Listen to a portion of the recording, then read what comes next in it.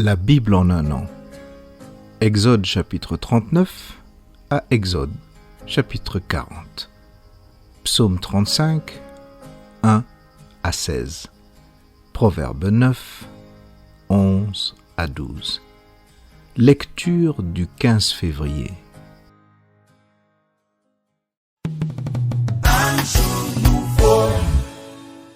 Marc chapitre 1, versets 1 à 28. Commencement de l'évangile de Jésus-Christ, Fils de Dieu. Selon ce qui est écrit dans Ésaïe, le prophète, « Voici, j'envoie devant toi mon messager qui préparera ton chemin.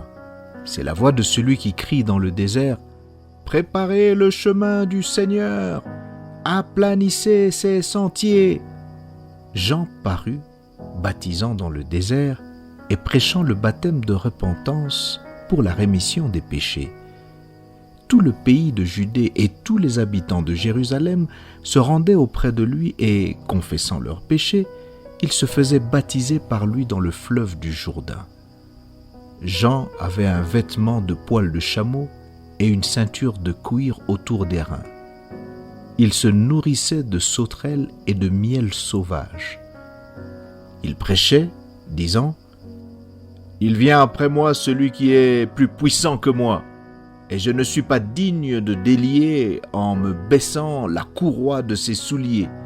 Moi je vous ai baptisé d'eau, lui il vous baptisera du Saint-Esprit. » En ce temps-là, Jésus vint de Nazareth en Galilée, et il fut baptisé par Jean dans le Jourdain.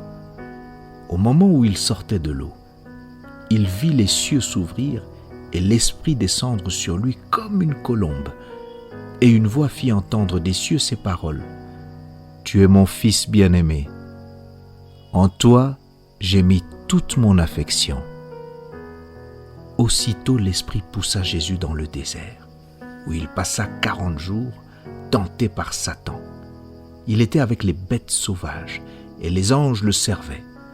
Après que Jean eut été livré, Jésus alla dans la Galilée, prêchant l'évangile de Dieu. Il disait, « Le temps est accompli, et le royaume de Dieu est proche. Repentez-vous et croyez à la bonne nouvelle. » Comme il passait le long de la mer de Galilée, il vit Simon et André, frère de Simon, qui jetaient un filet dans la mer car ils étaient pêcheurs. Jésus leur dit, « Suivez-moi, et je vous ferai pêcheurs d'hommes. » Aussitôt, ils laissèrent leur filet et le suivirent.